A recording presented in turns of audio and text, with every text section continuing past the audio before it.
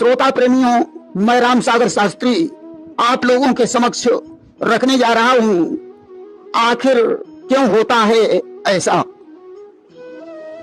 देखिए, क्यों चढ़ाते हैं हनुमान जी को सिंदूर।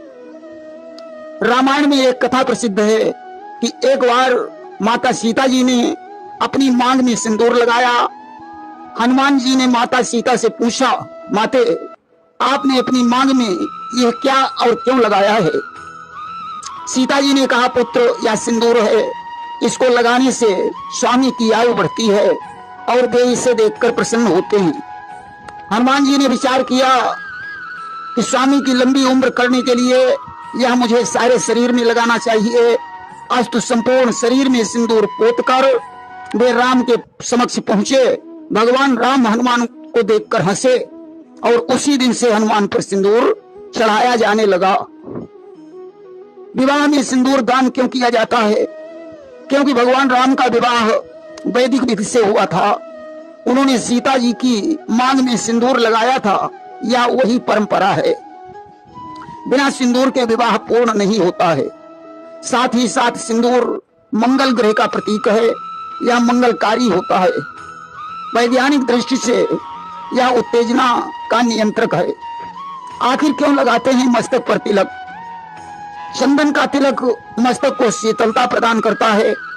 मनुष्य की दोनों भुवों के बीच आज्ञा चक्र है। इस चक्र पर ध्यान केंद्रित करने पर मन पूर्ण शक्ति संपन्न हो जाता है। साथ ही साथ तिलक धार्मिकता का प्रतीक है। आखिर क्यों होती है मूर्ति की पूजा? देखिए, चंचल मन बिना मूर्ति के स्थिर नहीं रह सकता है। श्रद्धा की भावना को जगाने के लिए मूर्ति पूजा आवश्यक है। गंगा जल को पवित्र क्यों माना जाता है? गंगा का जल अमृत के समान है। गंगा को देव नदी कहा जाता है। इसका उद्गम गोमुख से हुआ है। इसके जल में कभी कीड़े नहीं पड़ते।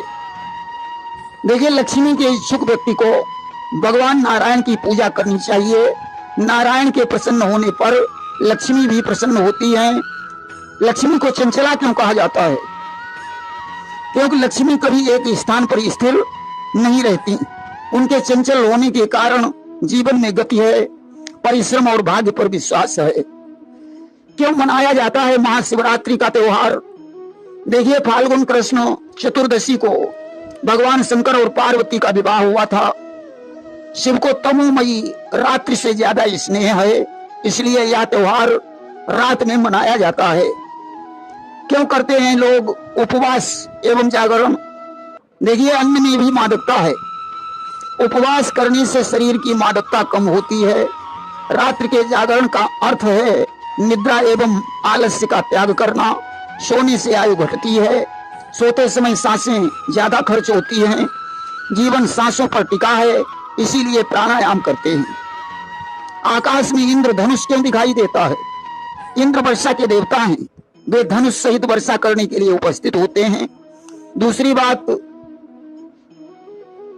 बादलों में वर्षा का जल भरा होता है, जिस पर सूर्य की किरणें टकराकर परावर्तित होती हैं और इंद्रधनुष के रूप में दिखाई देती हैं।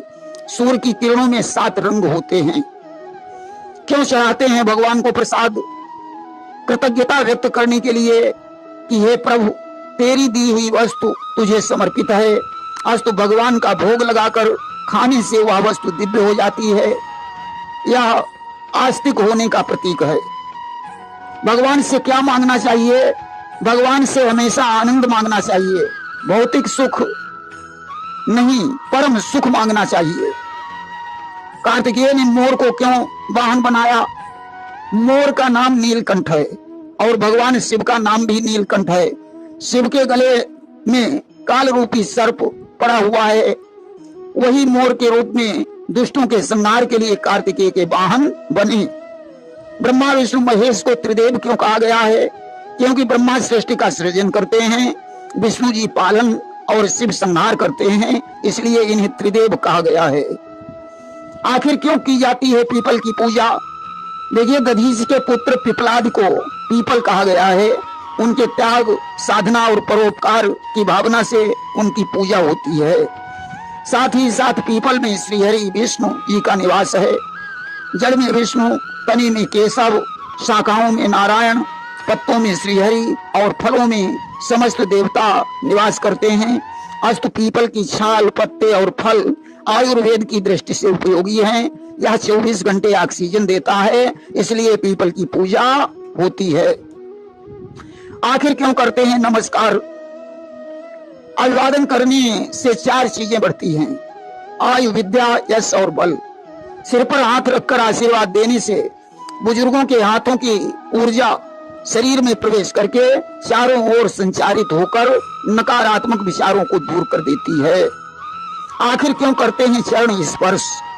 चरण स्पर्श करने से चरणों में निहित ऊर्जा हमें प्राप्त होती है, चरणों में पावनता होती है, इससे हमारा मन शांत रहता है, ताजगी प्राप्त होती है, विनम्रता से ही महानता प्राप्त होती है।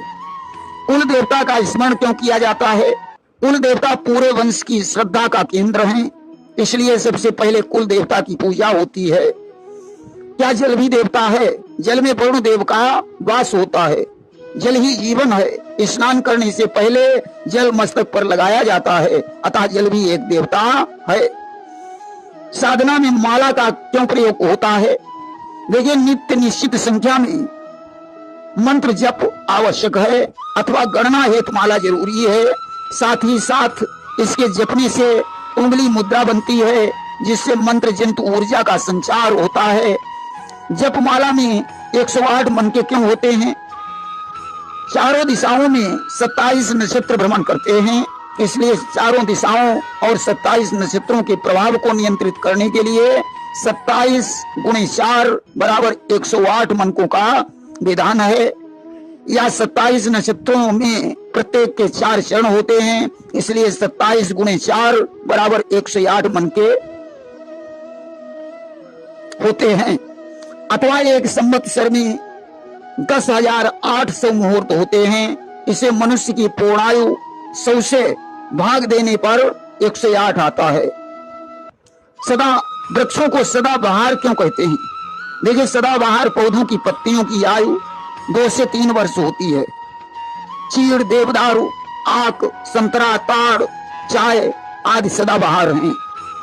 देवी देवताओं का आवाहन क्यों करते हैं? आह्वान का अर्थ होता है बुलाना। किसी को बिना निमित्त बनाए कार्य सफल नहीं होता है, इसलिए देवी देवताओं का आह्वान किया जाता है। क्षमादान क्यों आवश्यक है? क्षमा करने से नकारात्मक प्रभाव दूर हो जाते हैं और मन हल्का हो जाता है। क्षमा करने से आपका विकास होता है, इसलिए क्षमादान आवश्यक है। ब्राह्मणों को देवता क्यों कहा गया है?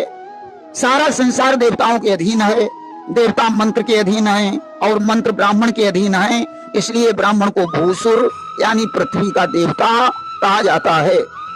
क्या गौमूत्र पवित्र है? गौ माता पवित्र है।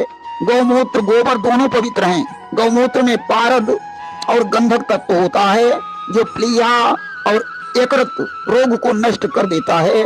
गौमूत्र से कैंसर जैसे रोग भी ठीक हो जाते हैं, इसलिए गौमूत्र पवित्र है। तांबे के पात्र में भोजन करना, जल पीना वर्जित क्यों है? क्योंकि तांबा देव पूजन में प्रयोग में लाया जाता है, इसलिए तांबे को जूठा करना नहीं चाहिए। दिन रात में 24 घंटे क्यों होते हैं? देखिए, 12 राशियां हैं, प्रत्येक राशि का भोग काल 2 घंटे है। अस्तु 12 × 2 = 24 घंटे होते हैं। स्नान किए बिना भोजन क्यों नहीं करना चाहिए? देखिए, स्नान करने से शरीर के रोमकूप सिस जाते हैं, शरीर पवित्र हो जाता है, शरीर में शीतलता आ जाती है, जठराग्नि भोजन को पचाने में सक्षम हो जाती है। उत्तर की ओर सिर करके क्यों नहीं सोना चाहिए? क्योंकि मृत्यु काल के समय व्यक्ति का सिर उत्तर की दिशा में किया जाता है। उत्तरी ध्रुव के तीव्र चुंबकत्व के कारण मस्तिष्क की शक्ति नष्ट हो जाती है। उत्तर दिशा में सिर करने से ध्रुवाकर्षण के कारण प्राण आसानी से निकल जाते हैं, इसलिए जमीन पर लिटा दिया जाता है उत्तर की तरफ सिर करके। प्रातः काल कौन सी वस्तुओं का दर्शन निषेध है? काना, व्यभिचारी, नग्न, पापी, खाली पात्र और विधवा का दर्शन निषेध है। परंतु कलश, कूड़ा अर्थी का दर्शन शुभ है। दान पुण्य क्यों किया जाता है? परोपकार दान शुभ कर्मों के अंतर्गत आता है। पाप क्या है? झूठ बोलना, चोरी करना, दूसरों को कष्ट देना, मानसिक शारीरिक प्रताड़ना ही पाप है। तुलसी का पौधा क्यों लगाते हैं? तुलसी का पौधा औषधि वृक्ष है, हिंदू की पहचान है। इसके पूजन से सौभाग्य और वंश वृद्धि होती है। 33 कोटि देवताओं की मान्यता क्यों है? देखिए 8 वसु, 11 रुद्र, 12 आदित्य, इंद्र और प्रजापति मिलाकर 33 हो जाते हैं। इन्हें 33 कोटि कहा गया है। कुछ सज्जनों का विचार है कि आकाश में 33 कोटि के तारे हैं। ऋषियों ने संयम को क्यों आवश्यक बताया है? देखिए संयम का मतलब सीमा होता है।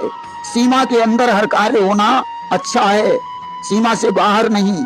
इसीलिए कहा जाता है कि वाणी पर संयम रखो। जीवन में उन्नति के लिए संयम जरूरी है। कलश को मंगल सूचक क्यों माना जाता है?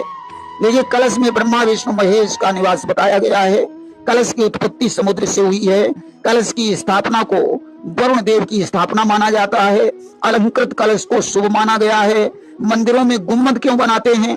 देखिए पूजा करते समय उच्चारित ध्वनि गुम्बद से टकराकर घूमती है, जिसके कारण मंत्र शक्ति केंद्रीभूत होकर देव प्रतिमाओं का स्पर्श करती है। प्रतिमाएं जागृत होकर इच्छित फल प्रदान करती है।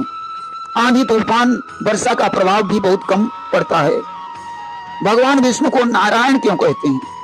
क्योंकि वे जल में निवास करते हैं। नारायणम बराबर नारायणम, जिसका निवास जल में हो उसे नारायण कहते हैं। प्रेम से बोलिए वृंदावन बिहारी लाल की जय।